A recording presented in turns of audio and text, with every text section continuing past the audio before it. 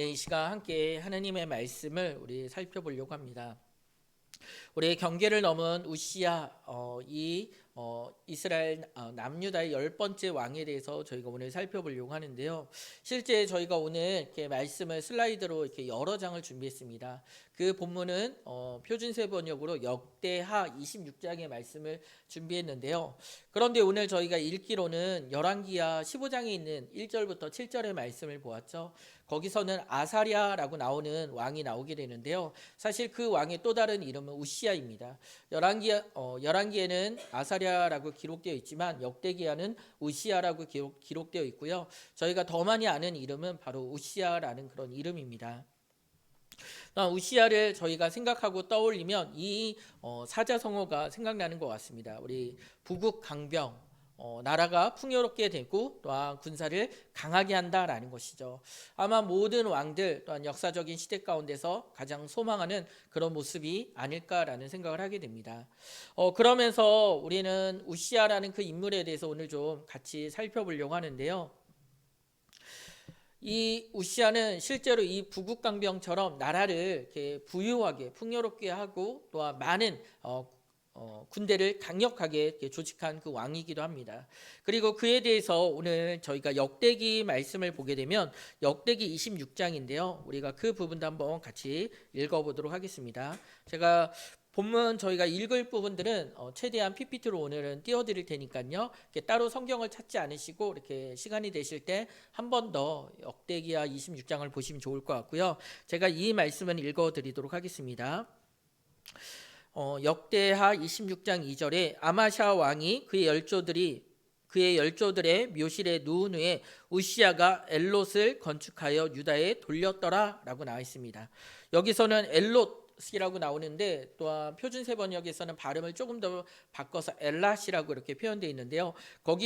거기가 어디냐면 실제 지금 이스라엘이 보이는 그 지도를 지금 펼쳐놨거든요. 이 부분을 좀 구글 지도로 확대해 보도록 하겠습니다. 확대하면 이렇게 되어 있습니다.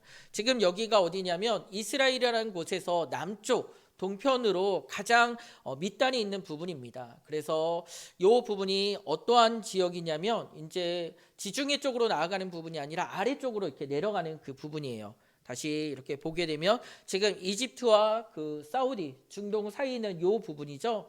요 부분에서 가장 남단에 있는 항구입니다. 원래는 그의 할아버지였었던 여호람 때 에돔에게 이 땅을 빼앗기게 됩니다. 그런데 그의 아버지인 아마샤가 다시 한번 그 땅을 차지하게 되죠. 근데 그 아버지가 이제 죽은 후에 차지한 그 땅을 이제 다시 한번 완벽하게 재건하는 부분입니다. 그래서 항구를 재건하게 되는데요. 이 항구 재건을 통해서 이제 그가 새로운 무역 항로가 생기게 되었죠. 아마 이 부분을 통하여 많은 그 최남단의 무역 항로를 통해서 많은 이익을 얻게 되었으리라라는 생각도 하게 됩니다. 아마 저희가 보면 어떤 왕은 어떤 이렇게 업적이 있다라고 생각하죠. 뭐 저희가 가장 유명한 부분은 세종대왕이라고 이렇게 떠올리게 되면 뭐 한글 창제 이런 부분들도 저희가 생각할 수 있는 것처럼 바로 우시야에게 가장 중요한 업적 중에 하나가 이 땅을 다시 재건한 부분이었는데요. 그래서 가장 앞부분에 그에 대해서 표현하는 부분에 2절에 이 도시에 대한 이름이 나온 것 같습니다. 그런데 단순히 그는 그 업적만 있었던 것은 아닙니다. 우리 26장 6절과 9절 말씀인데요. 한번 같이 읽어보도록 하겠습니다. 시작. 우시야가 전쟁을 일으켜 블레셋과 싸우고 가드성과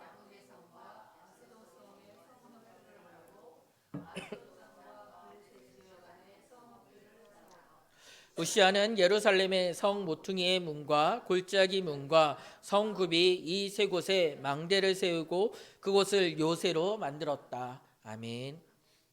이 얘기는 무엇일까요? 한마디로 지금 그는 블레셋 적들을 죄송합니다.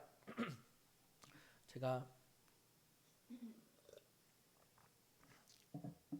살짝 이렇게 목이 잠기는 감기 기운이 있어가지고요.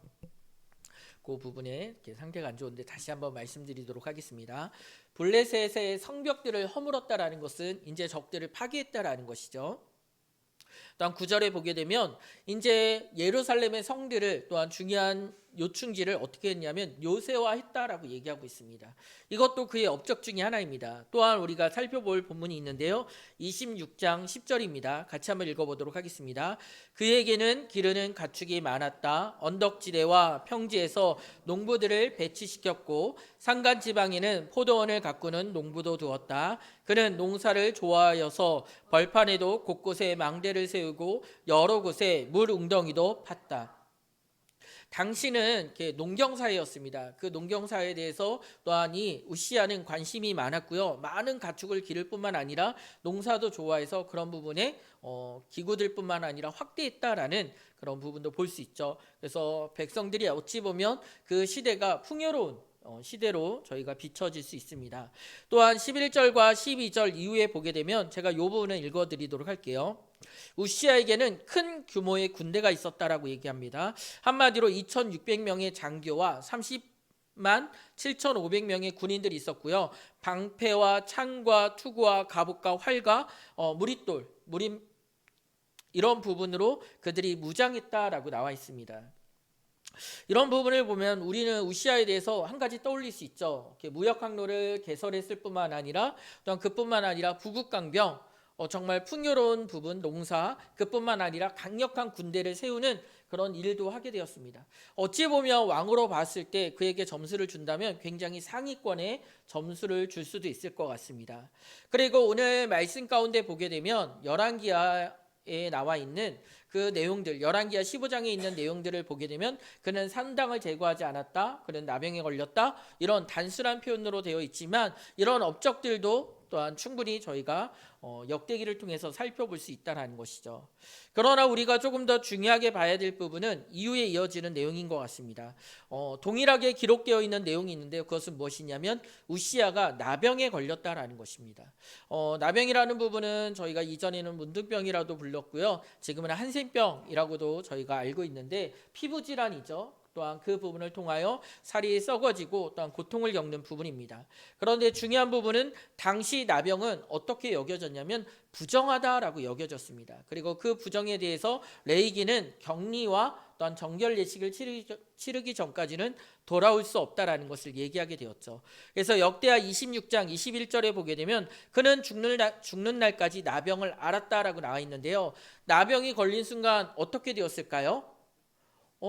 자신은 별궁으로 가게 되었고요. 자신의 아들이 백성들을 통치하게 되었습니다. 그러면 별궁에 있다가 나병이 고침받게 되면 정결 예식을 치르고 또한 대제사장에게 확인하고 다시 왕으로서 회복될 수 있었을 텐데요. 놀랍게도 죽는 날까지 그는 나병을 앓았다라고 얘기합니다. 그렇기 때문에 그는 성전에 출입할 수도 없었죠. 왜 그러냐면 부정한 자이기 때문입니다. 그는 사랑하는 가족과 또한 백성들 앞에 왕으로 설 수도 없는 그런 존재가 되었다라는 것이죠. 더 우리가 생각해 보아야 될 부분은 무엇이냐면 역대하 26장 23절에 보게 되면 그가 나병 환자였다고 해서 나병 환자이기 때문에 왕실 묘지에 장사하지 않고 왕가가 속한 변두리 땅에 장사였다라고 나와 있습니다. 저희가 앞서서 남유다의 왕들을 보게 되면 다윗과 함께라고 이렇게 표현되어 있거든요. 그런데 개역개정에서는 어떻게 표현되어 있냐면 곁에라고 표현되어 있습니다. 요거는 분리된 의미를 나와 있어서요. 실제 왕들이 다윗과 함께 머물렀던 그 왕실 묘지가 아니라 그냥 다른 땅에 그가 장사 지내게 되었다라는 것이죠. 이 얘기도 사실 쉬운 이야기가 아닙니다. 왜 그러냐면 악한 왕이라고 불렸던 수많은 왕들도 대부분 다윗 왕과 함께 장사되었다라는 것이죠. 이 우시아처럼 왕실의 묘지에 장사되지 못한 세 명의 대표적인 사람이 있는데요. 그 사람 중에 한 명이 누구냐면 여호람입니다. 여호람은 어떤 인물이었을까요? 우상 숭배하고 백성들을 악한 길로 이끌었다라고 나와 있습니다. 그래서 역대하 21장에 보게 되면 열왕의 묘실에 장사되지 아니하였다라고 나와 있고요. 또한 요아스도 있습니다. 선지자 스가랴를 살해했던 요아스도 열왕의 묘실에 장사되지 않았다라고 나와 있습니다. 또한 아하스라는 인물도 우상 숭배와 또한 성전 기물을 부수는 그 일로 인하여 악을 행했다라고 나와 있고요. 역대하 28장에 보게 되면 이스라엘 왕들의 묘실에 들어가지 못하였다라고 기록되어 있습니다. 지금 이 얘기들을 보게 되면 무엇일까요? 단순히 악하다라는 부분이 아니라 다윗의 왕조의 그 묘실에 함께 장사되지 못하는 그 죄목을 보게 되면 공통적으로 세상적인 제목이 아니라 하나님 앞에 범죄한 부분입니다.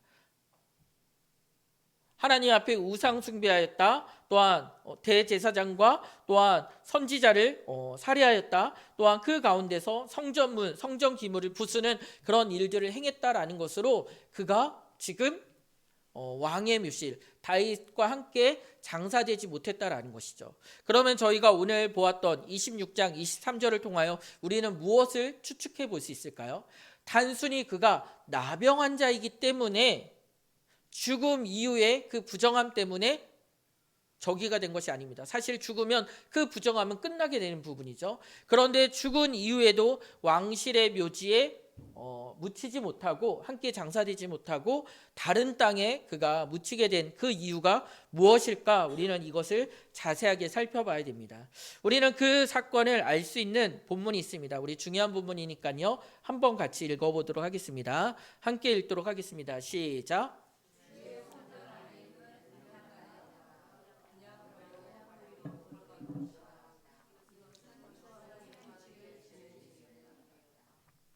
자, 여기서 우리는 지금 우시야 왕이 하나님 앞에 어떠한 죄를 지었는지 보게 됩니다. 그것은 무엇이냐면 주의 성전 안에 있는 분향단에다가 분향을 하려고 그리로 들어간 것이다 라고 얘기하고 있습니다. 왜 이것이 죄가 될까요? 우리 18절에 그것을 막으려고 제사장이 나와서 막으면서 무엇라고 얘기하냐면 아사랴가 이렇게 얘기합니다. 우시야는 들으시오. 주님께 분향하는 일은 왕이 할 일이 아닙니다 라고 나와 있습니다. 무엇라고 얘기하냐면 분향하는 일은 이 직무를 수행하도록 거룩하게 구별된 제사장들, 곧 아론의 혈통을 이어받는 제사장들만이 할 수 있는 일입니다 라는 것입니다. 우리는 이 사건을 통해서 떠올릴 수 있는 한 사건이 있죠. 누굴까요? 사울. 사울 왕이 왜 그 왕위에서 쫓겨나게 되었죠? 하나님 앞에 제사 드리는 가운데 그 번제를 드리려고 했을 때 하나님께서 그것을 사무엘을 통하여 금하셨다라고 얘기하는 것입니다. 우리는 이 부분이 도대체 무엇일까라는 것을 조금 더 깊이 살펴봐야 될 것입니다. 지금 분향단에 분향을 하려고라는 이 단어를 보게 되면 첫 번째는 하나님께서 왕에게 허락하신 일이 아니죠. 오직 구별되어 하나님 앞에 드려진 레위 지파 가운데 제사장들에게 맡겨진 그 일입니다. 그렇기 때문에 하나님 말씀 가운데 불순종했던 그 부분도 죄송합니다. 깨꼬리 같은 목소리로 전해드려야 되는데요. 이 말씀이 그만큼 중요하니까 저희가 한번 다시 되새기도록 하겠습니다. 그 말씀을 어긴 부분도 있습니다. 근데 그 중심 가운데 왜 그 부분이 레위기에 기록되어 있고 또한 율법 가운데 기록되어 있고 지금까지 단 한 번도 그렇게 하려고 하지 않다가 왜 그가 분향단에 나아가 분향을 하려고 했을까? 우시야가 모른다라고 얘기했을까요? 아니요, 우시야는 모르지 않았습니다. 이 부분은 저희가 유대인의 교육 가운데 가장 중요한 부분이 해야 될 것과 하지 말아야 될 것을 알려준다라는 것이죠. 그래서 안식일 가운데 그들이 어떻게 정결하게 지냈는지 부정하게 지냈는지 알려줘야 그것이 습관이 되고 그들이 지키기 때문에 유대인들은 어려서부터 레위기의 말씀을 계속해서 강조하고 가르칩니다. 너희들이 해야 될 것이 있어, 하지 말아야 될 것이 있다라는 것입니다. 이스라엘 백성들도 그 율법 가운데 살아가기 때문에 어떤 음식이 부정한지 어떤 것이 정결한지 잘 알고 있습니다. 그들이 어떠한 삶을 살아가야 되는지 잘 듣고 기억하고 있다라는 것이죠. 그렇기 때문에 왕이었던 우시야가 이 분향하는 일을 순간적인 충동이나 착각으로 행했던 일이 아닙니다. 만약 착각으로 행했다라고 한다면 이미 대제사장이 막았을 때 그는 멈춰서야 되는데 이후에 보게 되면 분을 내면서 그 일을 진행하는 그런 일들이 있었기 때문이죠. 왜 그랬을까라는 부분을 저희가 오늘 읽었던 열왕기하 말씀을 제가 다시 한번 읽어드리도록 하겠습니다. 열왕기하 15장 4절의 말씀입니다. 제가 다시 한번 읽어드리도록 하겠습니다. 오직 산당은 제거하지 아니하였으므로 지금 우시아가 행하지 못한 일들 가운데서 산당, 즉 우상 숭배하는 그 산당을 제거하지 못했다라고 나와 있죠. 그래서 백성이 여전히 그 산당에서 제사를 드리며 뒷부분에 보게 되면 분향하였고라고 나와 있습니다. 지금 이 제사와 분향은 무엇과 연결되어 있나요? 산당에서 드리는 우상 숭배와 연결되어 있다라는 것이죠. 지금 단순히 그냥 주의 성전에서 분향단에 들어가 분향을 하려고 우시아가 나아갔던 부분은 마치 산당에서 제사와 분향을 드리는 하나님 앞에 우상 숭배하는 백성들의 모습이 그 마음이 그 중심이 우시아를 통하여 드러나게 되었다라는 것입니다. 만약 제사장이 말리지 않았다라고 한다면 그는 당연하게 그 일을 행했을 것입니다. 그리고 대제사장이 말렸어도 사실 듣지 않았죠. 하나님께서 그에게 이 일을 통하여 어떻게 행하셨을까요? 이 일 때문에 그는 나병에 걸리게 된 것입니다. 우리 역대하 26장 19절에서 20절의 말씀을 같이 한번 읽어볼까요? 시작.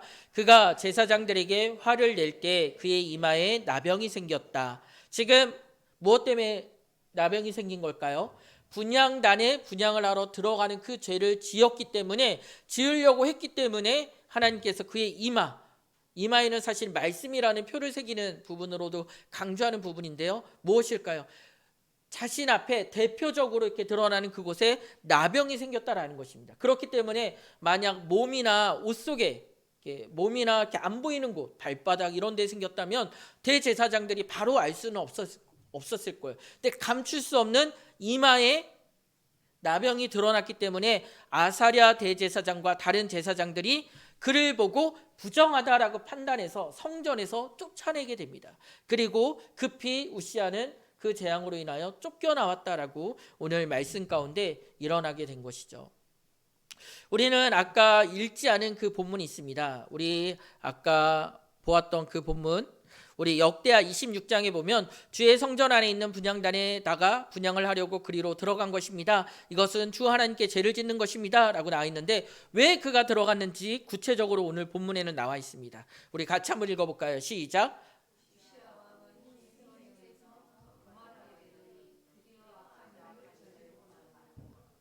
네, 여기서 뭐라고 나와 있냐면 힘이 세워지면서 교만하게 되었다라고 얘기합니다. 즉 부국 강병, 나라가 풍요로워지고 또한 수많은 군대들을 이끌면서 강함이 온 땅에 자신의 이름이 펼쳐지다 보니까 어떻게 되었냐면 그가 교만하게 되었다라고 나와 있습니다. 우리는 이 부분이 이후의 본문에도 좀 잘 살펴보게 되는데요. 우리 역대하 26장에 보게 되면 우시아가 매우 강하게 되었으므로 무엇이 나오나요? 그의 이름이 저 멀리 이집트 땅에까지 퍼졌다라고 나와 있습니다. 15절에도 그의 명성, 그의 이름이죠, 사방으로 펴졌고 하나님께서 그를 도우셨으므로 그는 매우 강한 왕이 되었다라고 나와 있는데요. 여기서 그가 강하게 되었다라는 부분과 이름이 사방으로 퍼졌다라는 부분과 동일하게 됩니다. 즉 이스라엘이 강하다라는 거, 그건 무엇일까요? 우시아가 강하다라고 생각한 거예요. 온 땅에 우시아가 강하다라는 것은 이스라엘이 강하다라는 거였고요. 이스라엘이 강하다라는 표현은 우시아가 강하다라는 것이었습니다. 사실 이 부분이 가장 조심스러운 부분입니다. 저는 교회를 개척하는 가운데 하나님 앞에 늘 기도하며 나아가는 부분이, 성경에 보면 사도행전 시절에 수많은 교회들이 있는데 그 교회들에는 물론 아볼로나 바울이나 베드로나 수많은 뛰어난 사람들도 있었습니다. 그러나 그 기록들 가운데서 항상 공동체를 향하여 이렇게 편지를 쓰게 되었죠. 저희가 바울 서신도 보고 있고 일반 서신도 보고 있는데 그 내용의 핵심, 듣는 사람들은 누구냐면 교회라는 것입니다. 즉 공동체라는 것이죠. 그러나 오늘날 교회를 떠올리면 공동체가 먼저 떠오르나요? 특정 인물들이 먼저 떠오르잖아요. 누가 출석하고 있는, 누가 사역하고 있는, 또 어떤 특징이 있는 교회라는 그냥 단편적인 모습만 저희가 기억에 떠오르고 있는데, 사실 교회는 그런 부분들이 아닙니다. 교회는 공동체가 드러나야 된다는 것이죠. 그 공동체의 선함과 그 공동체가 하나님의 말씀 가운데 어떻게 살아가고 있는가가 너무나도 중요한 부분인데, 지금 우시아는 강하여지고 자기의 이름이 온 땅에 퍼지게 되니까 그것이 교만으로 자리 잡게 되었다라는 것입니다. 사실 오늘 말씀 가운데 보게 되면 하나님께서 그를 도우셨으므로 그가 강하게 되었다라는 것이죠. 수많은 군대와 강력한 병기가 있었기 때문에 그들이 적들을 무찌른 것이 아니라 하나님께서 그 남유다 우시야를 사용하셔서 그들을 강하게 해주셨기 때문입니다. 우리는 성경에 나와 있는 강하다라는 단어에 대해서 오해하는 경우들이 있습니다. 그래서 그 부분을 오늘 저희가 같이 한번 살펴보려고 하는데요. 하자크라는 이 단어가 오늘 강성하여짐에 강하다라는 그 단어입니다. 우리가 보게 되면 강하다, 강하게 되다, 힘을 얻다, 붙잡다, 굳건하게 되다 라고 나와 있는데요. 이 부분을 저희가 살펴보면 이런 내용들을 기억해야 될 것입니다. 이 하자크가 담고 있는 것은요, 붙잡아서 단단해진다라는 그 의미가 있습니다. 예를 들어서 이 종이가 물에 젖어서 이 벽에 딱 붙어 있어요. 그럼 이 종이를 쳤을 때 이 종이가 단단할 건가요? 벽이 단단한 건가요? 벽이 단단하죠. 그러나 그 종이가 벽에 딱 붙어 있게 되면 단단해진다라는 것입니다. 물건이 파괴되지 않도록 튼튼하게 붙잡아 고정하는 부분이죠. 정금같이 단련한다라는 부분. 쇠망치기로 정련하다 그러죠. 계속해서 두들기고 새를 이렇게 하면 그 새가 단단해지는 것처럼 이렇게 단단해지는 그 과정, 이 부분도 하자크라는 단어가 담고 있는 의미입니다. 또한 여기에 힘을 증가시키다라는 강화시키다라는 약간 저희가 움직임이 표현된 부분이 있죠. 한마디로 레벨업이 된다라는, 강화시키다라는 부분도 있습니다. 또한 이 부분은 외적인 부분에만 표현되는 것이 아닙니다. 그냥 외적으로 단단하다, 힘이 증가하고 있다라는 부분이 아니라 내적인 부분도 표현하고 있다라는 것이죠. 그래서 마음을 굳게 먹고 용기를 얻는 그런 강인함도 이 하자크라는 단어를 사용하고 있습니다. 저희가 오늘 본문에서 보았지만 이 하자크라는 단어를 가장 잘 알 수 있는 그 본문이 어디냐면 우리 여호수아 1장 9절의 말씀입니다. 우리 같이 한번 읽어볼까요? 시작.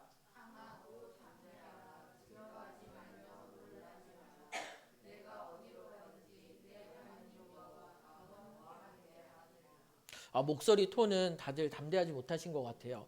제가 다시 한번 읽어드리면 강하고 담대하라, 두려워하지 말며 놀라지 말라, 내가 어디로 가든지 내 하나님 여호와가 너와 함께하느니라 라고 나와 있습니다.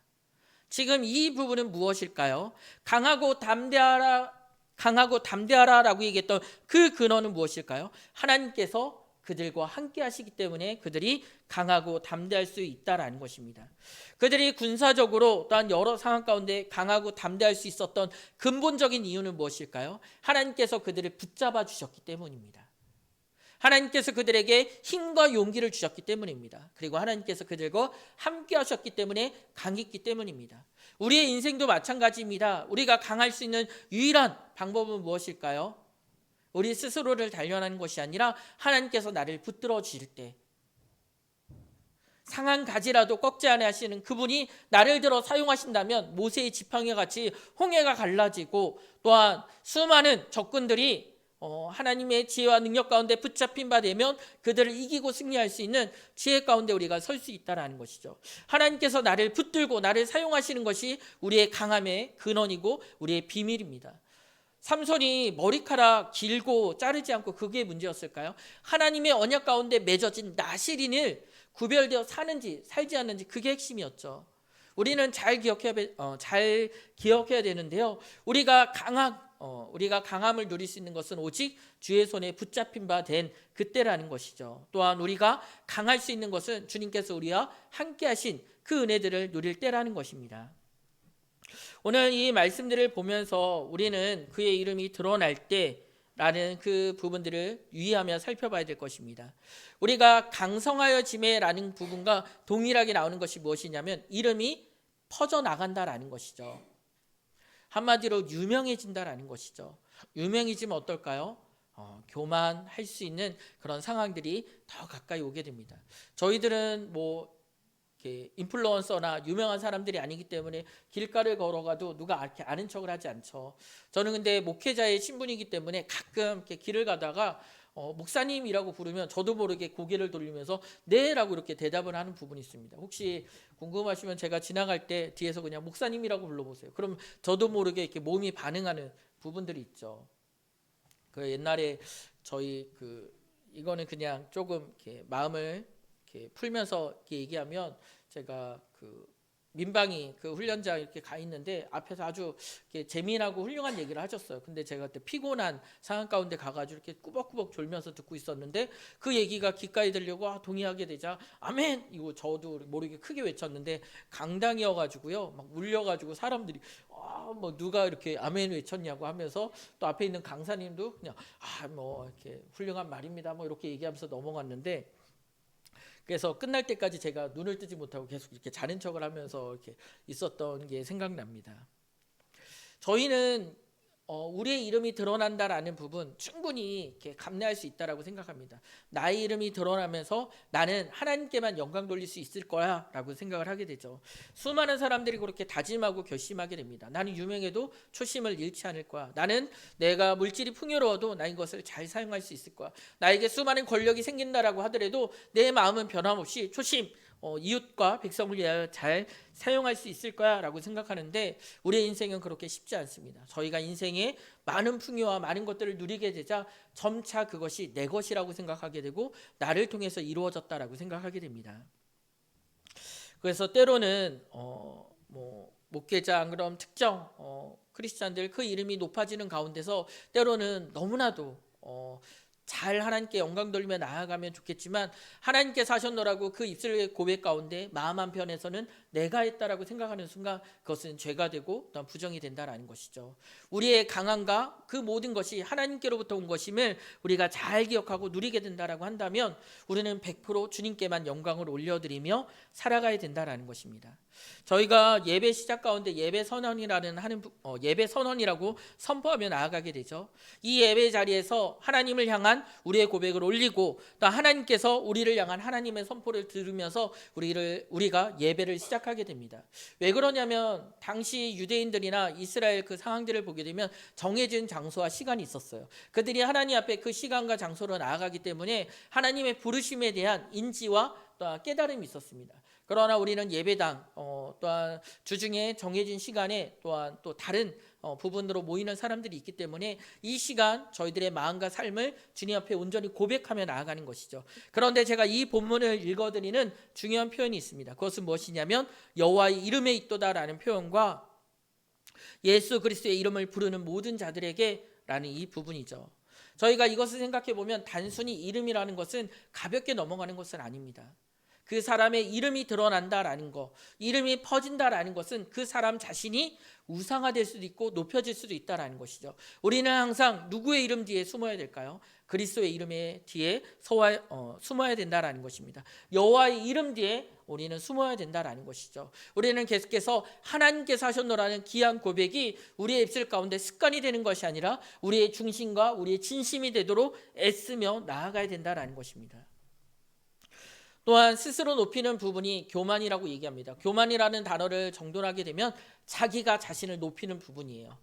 남들보다 나를 더 낮게 여기는 그 부분이 교만이라는 것이죠. 우리는 마치 헬륨가스가 담긴 풍선처럼 누가 붙들어 주시지 않으면 우리는 붕 뜨게 됩니다. 우리는 스스로 나는 충분히 교만할 수 있는 그런 마음에 죄악된 본성이 있다라는 것이죠. 그 가운데 우리는 어떻게 해야 될까요? 내 안에 그리스도로 계속해서 채워가야 된다는 것입니다. 헬륨가스가 있으면 교만해지는 것은 너무나도 당연해요. 붕 뜨는 것이 너무나도 당연하죠. 그러나 그 가운데 공기보다 더 밀도가 높은 것을 채우게 된다라고 한다면 가라앉게 됐다라는 것이죠. 우리는 늘 우리의 삶 가운데 예수 그리스도를 채우며 나아가야 됩니다. 주의 말씀으로 그의 이름을 높이며 찬양과 감사 가운데 하나님께서 하셨노라는 고백들을 계속해서 높아져야 되는 거예요. 제가 교만이라는 그 부분에 대해서 한번 청년 시절에 크게 부딪히고 나서 어떻게 하나님 앞에 겸손하게 나아갈 수 있을까? 물론 내 삶에 오직 주님만을 채워야 되는데 여전히 죄악된 본성 가운데서 나를 높이고자, 나를 드러내고자, 나를 중심으로 모이고자 하는 그 마음이 죄악 가운데 불쑥불쑥 드러날 때마다 이것을 어떻게 해결할 수 있을까라고 생각했는데요. 그것은 바로 내가 점점 낮아져야 된다는 것입니다. 이미 하나님은 영광 가운데 높으신 분이시고요. 내가 낮아질수록 그분께 영광이 되며 나는 겸손의 자리로 나아갈 수 있다는 것이죠. 우리의 고민은 내가 어떻게 하나님 앞에서 더 낮게 될까, 더 높아질까라는 부분이 아니라 그리스도 주님의 이름을 높이는 가운데 나는 더 겸손히 그 안에 낮아질까라는 부분들을 저희가 애쓰며 고민해야 될 것입니다.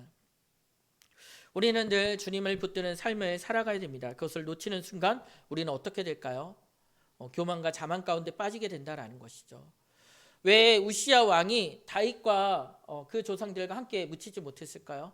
주님께서 뭐라고 말씀하셨냐면 죽은 이후에 부활에 대해서 얘기하셨습니다. 우리는 단순히 죽음이 끝이 아니죠. 다윗과 주신 그 언약을 보게 되면 영원한 나라가 세워진다. 영원한 왕이 우리 안에 오실 것이다라는 그 약속이 담겨져 있습니다. 즉 다윗과 함께 묻혀있는 그들은 그 부활과 그 약속을 바라보며 소망하는 자들인데 그 안에 함께하지 못한다라는 것은 그 약속과 그 언약 가운데서 떠나 있는 자들이라는 것이죠. 즉 우상 숭배와 제약이라는 것입니다.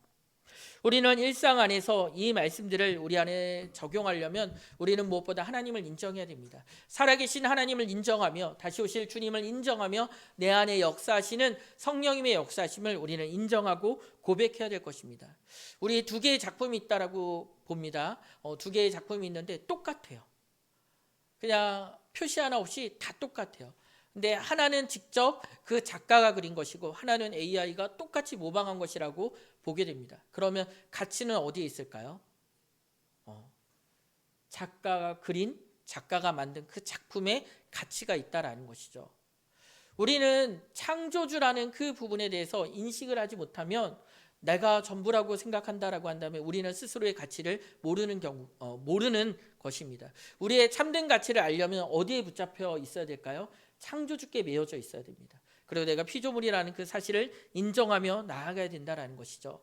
아담이 죄악 가운데 그가 죄를 저지른 것은 무엇일까요? 선악을 알게 하는 나무의 열매를 단순히 먹은 것이 문제가 아닙니다. 그 가운데 핵심은 무엇일까요? 경계가 있었던 것이죠. 하나님의 말씀 가운데 하나님은 창조주시고 그분이 나의 모든 것을 누리고 또한 그것을 우리가 풍요롭게 살아갈 수 있지만 단 하나 하나님께서 선악을 알게 하는 나무의 열매를 먹지 말라라고 말씀하셨으면 그것은 보이지 않는 경계입니다. 나는 피조물이라는 것을 인정하고 하나님은 창조주시라는 것을 인정했을 때 우리는 그 경계를 넘어가지 말아야 된다라는 것이죠. 그 권위를 인정하며 나아가야 된다라는 것입니다. 우리는 이 우시아가 하나님의 말씀을 벗어나 분향당 그 경계를 넘어 분향을 하려고 했던 그 중심은 무엇일까요? 바벨탑을 쌓았던 악한 마음과 동일한 부분입니다. 하나님처럼 되고자 하는 것이죠. 자신이 높아지고자 하는 것입니다. 그러나 예수님께서는 우리에게 말씀하신 것은 그러한 부분이 아닙니다. 수많은 제자들이 예수님 곁에서 예수님 왕이 되시면 그 오른편과 왼편은 저희가 차지할게요.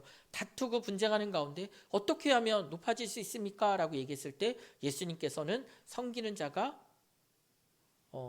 하나님 나라에서 높아질 것이다. 가장 낮은 자가 높아질 것이다 라고 주님께서 얘기하십니다. 그 일을 누가 실제로 보여주셨나요? 예수님이시죠. 예수님은 이 땅 가운데서 가장 낮은 육신, 성육신의 자리 가운데 성육신 자리까지 낮아지셨습니다. 그리고 그들이 만났던 수많은 예수님이 만났던 죄인과 부정한 자들 그 곁에서 가장 낮은 자리에서 그들을 살피며 돌보셨습니다. 예수님은 화려한 잔치 가운데 가신 것보다 죽음과 슬픔과 어려움, 죄악이 쌓여있는 그곳에 가서 그들과 함께 하시고 그들을 위로해 주시고 그들을 세워주셨습니다. 그리고 결국 어디까지 낮아지셨을까요? 죽음의 자리까지 우리의 죄를 담당하여 죄의 모든 허물을 뒤집어 쓰시고 십자가에 죽어 모든 피를 쏟기까지 낮아지셨다라는 것이죠. 우리는 예수님의 낮아지심이 성육신에서 끝난 것이 아니라 절정은 십자가의 사건, 그 죽음이라는 것을 잘 알고 있습니다. 그런데 놀랍게도 주님께서 말씀하셨죠. 가장 낮은 자리에 있었던 그 예수님을 들여 높이 올려 하나님의 영광 가운데 그를 높이셨다라고 얘기합니다.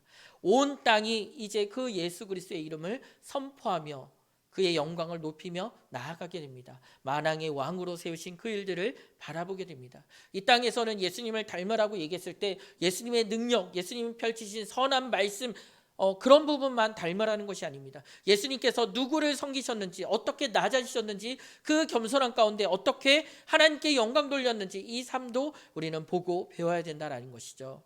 우리는 각자 직업과 자리 가운데 때로는 우리가 상상할 수 없는 높은 자리에 우리가 설 수도 있고 그것을 누릴 수도 있습니다. 그러나 우리는 그 자리에 섰을 때 하나님은 살아계시고 나는 그분의 종이라는 사실, 그분은 창조주시고 나는 피조물이라는 사실을 우리는 기억해야 될 것입니다. 나의 힘으로, 나의 능력으로, 나의 강함으로 내가 이것을 감당하는 것이 아니라 하나님께서 나에게 강함을 주셨기 때문에, 내 안에 역사하시기 때문에 내가 이를 감당할 수 있다는 사실을 우리는 기억하고 겸손히 나아가야 될 것입니다. 저희들이 주어지는 그 자리 가운데 어느 때든지 어느 자리이든지 주님, 이 자리에서 주님께서 영광 받아 주시고 나를 가장 낮은 자리에서 주님을 수종드는 종으로서 사용해 주시기를 우리 마음에 고백하고 또한 그 고백을 따라 살아가야 될 것입니다. 우리는 하나님 앞에 겸손한 자가 어떻게 쓰임 받는지 잘 알고 있습니다.